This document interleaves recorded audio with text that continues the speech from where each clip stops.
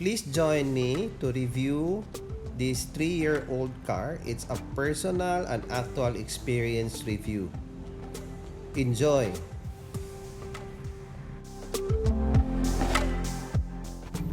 Okay, what I like most about this car because of the features.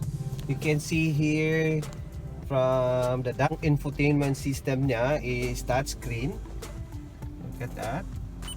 So it comes very handy to operate, and meron siyang USB.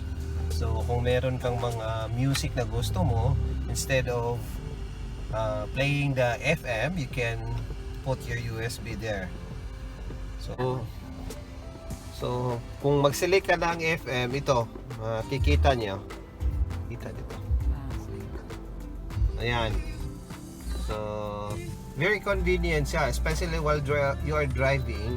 You don't have to take away your eyes from the road para i-change mo yung station ng FM mo, but rather you can just simply operate on this toggle switch.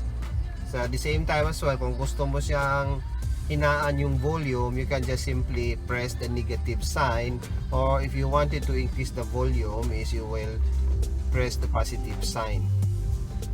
Another thing as well is the touchscreen control system for the air conditioning system. And dito naman sa likuran, makikita niyo meron siyang aircon vent dito. So maganda pag mayroon kang aircon vent para sa back passengers mo, para immediately, especially during noon time, kung mainit or tirik yung araw, madaling ma-cool down yung loob ng sasakyan. Yan, so meron sila ding sariling aircon vent sa kanila. And meron din charging point dito. Okay, and another one is, this is post start. Makikita nyo dyan, so it's very convenient. You don't have to use your key most of the time, pero kailangan mo lang talaga dalhin tong key na to. So it should be with you all the time. Hindi siya aandar kung hindi mo dala yung key mo. So another thing also that I would like to explain here is the monitoring system of odometer. So ito is 19,000 na siya, makikita mo siya. And you can see as well the temperature outside. And you can also monitor, for example, from one place to the other place. So for example, you're going to the market, you can use trip A. So you can set it to 0.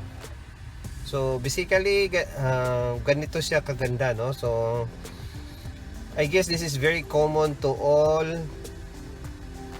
Honda City top of the line. And what is important thing as well that I would like to emphasize here is itong meron siyang paddle shift. So lalo na pag nilagay mo to on a sport mode. So makikita nyo dito, tingnan nyo ito, ayan. So that is on a sport mode. So kailangan yung mag paddle shift. So very responsive siya, very agile, very nimble, very responsive. When you press on the gas pedal, you can really feel na hahatakin ka sa sasakyan na to. So imagine the engine is 1.5, and if not mistaken, ang horsepower niya is around 110. So considering na ganito kaliit yung kini-carry niya, meaning the power to engine ratio is really very high. Another thing also na mas maganda dito sa sasakyan na to is yung steering wheel niya is leather. So very soft, very convenient, and very firm kung hahawakan mo siya, no? And another thing also, itong part na to, so hindi lahat siya plastic. Ito, it looks like plastic pero kino-cover nila ito ng leather. So ayan, very, very soft. Another thing also is itong side armrest niya, also very soft, made of leather. At sakang ito, made of leather to. Ito lahat na to is made of plastic, pero it doesn't look cheap. Yun ang kagandahan dito sa Honda City na to. So ito din, made of plastic na siya. Dito naman, itong center armrest niya, kung makikita mo, is made of leather. It's very soft. Kung ilalagay mo yung arm mo dito, you don't feel rough. So very soft siya. Upuan niya is leather. Kaya ito yung pinili namin because one of the reason is yung leather niya. Hindi po na kailangan maglagay pa ng leather cover. Oo, so very tidy din siya. Hindi siya madaling mabasa ng tubig.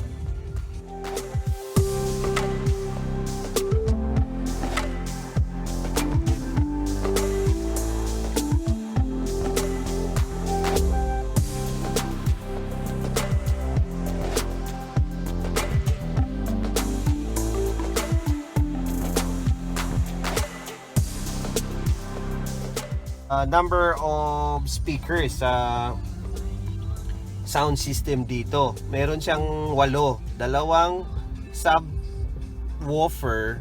So maganda talaga siya sa loob. So hindi masakit sa tinga pag nagpa-sound ka ng medyo malakas.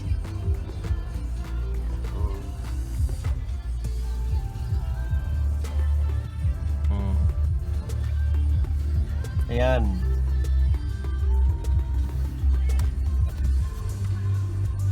Ito yung compartment niya. Ang kagandahan din niya is hindi siya not wobbly. If you open it, kung hanggang saan mo lang siya bubuksan, ganun siya. Hindi siya, kung when you iiwanan mo siya, hindi siya magbabak. So meron siyang parang control. The most important part really, which is deal breaker for us to choose the top of the line, is the safety feature. Okay, itong sasakyan na to, top of the line, meron siyang 6 na airbag. So meron dito curtain airbag, meron sa driver front airbag, meron din siyang passenger airbag. Ayun. And meron siyang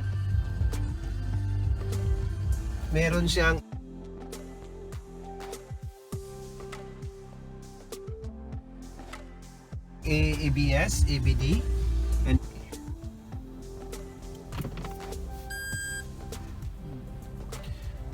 so another safety features din sa sasakyan na to is meron siyang back camera. And yung sa back camera mo, you can either focus it, ganoon, makikita mo talaga doon kung gaano ka nakalapit sa likuran mo. You can have also a wide angle like that. So, at saka meron siyang 2 sensor. So pag malapit ka na talaga doon sa likuran mo o mababangga ka na, immediately yung sensor is magpipip.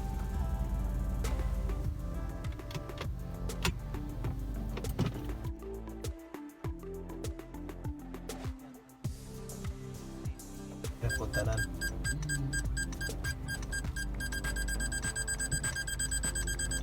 Okay. Auto folding mirror din siya. Yan, kita nyo.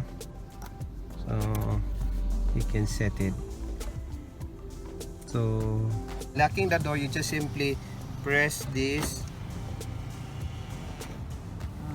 and automatically the side mirror will also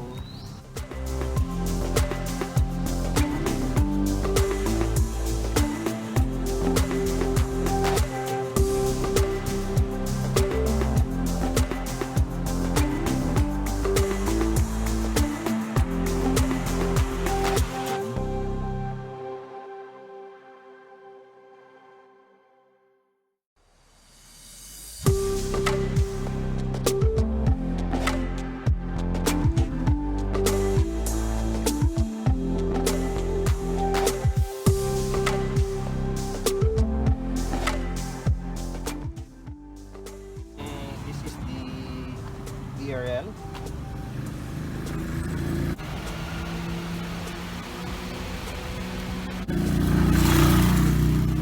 The daytime running light.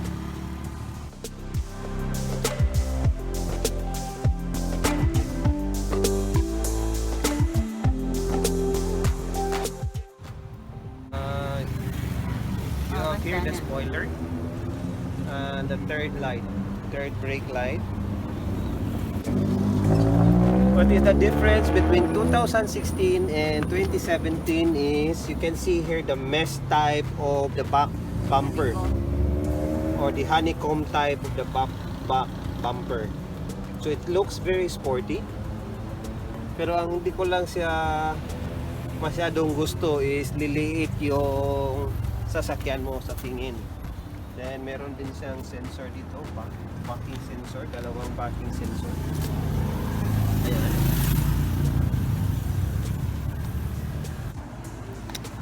Ito ay 16 ng rin. Ito the same thing. Pag hawak mo lang siya, diretso na siya magbubukas. Ayan, ganun siya ka-convenient.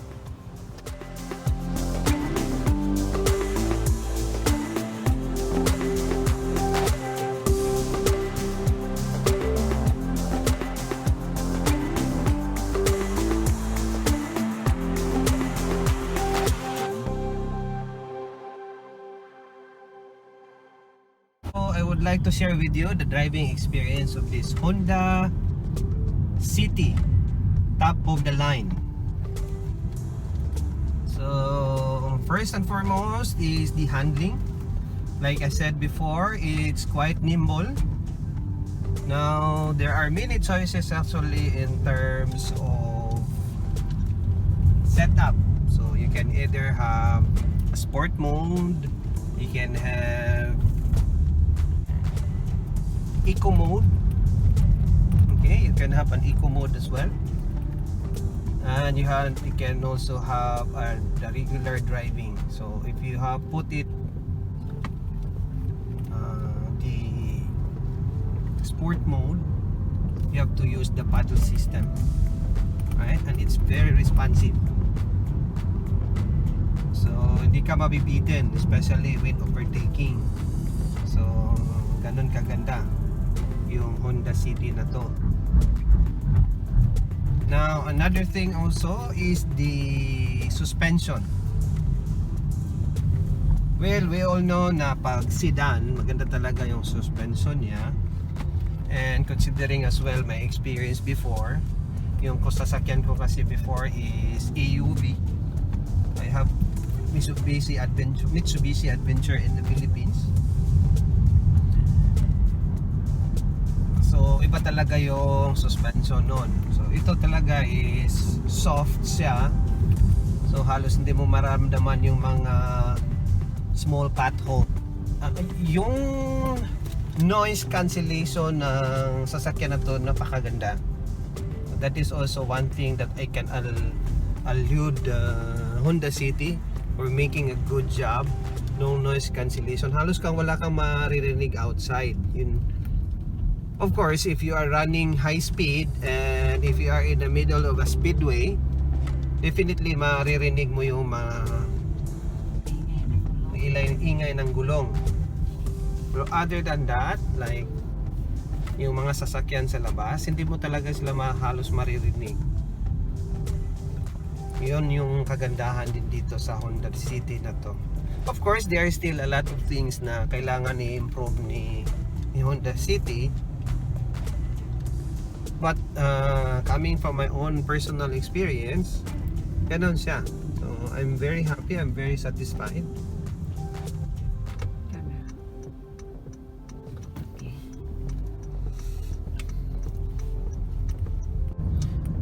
Ibig sabihin nito at the minimum, namimit niya talaga yung gusto mo sa isang sasakyan. One is yung handling, two is yung suspension, 3 is yung comfort.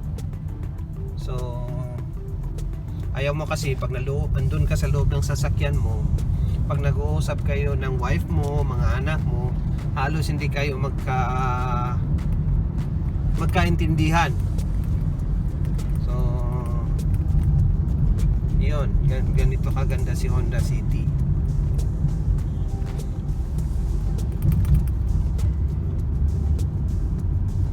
And yung braking power din pala niya, so napakaganda din. Yes, yung sa brake system din niya, yung braking power, may maganda din siya, no? Of course, alam naman natin na lahat ng mga sasakyan ngayon, except nung mga masyadong luma na, is ABS, EBD na siya. At saka ito, meron din traction control. So, nagiging basic na yan sa mga sasakyan ngayon. So, gusto ko lang sabihin dito na siguro as a recommendation dun sa Honda, na maybe in the future as an improvement, lahat ng sasakyan is disc brake na siya. Iba talaga yon pag disc brake. City is the sitting position. For my height at 5'4", I can adjust my seat and I'm like in command really on the road. So it's very visible. The A column is very visible as well. I can really see. So yun, ganun kaganda ang Honda City. So you will not feel na masyadong malaki yung sasakyan. You don't feel as well masyadong maliit siya, but rather because kita mo yung daan, you feel like you are pretty much in control on every situation, lalo na sa yung mga daming sasakyan, nakikita mo yung mga direction mo. Please watch on the next video as we search for a new owner of this car. Sana mayroong makagusto nito and will be happy to own this car. Thank you.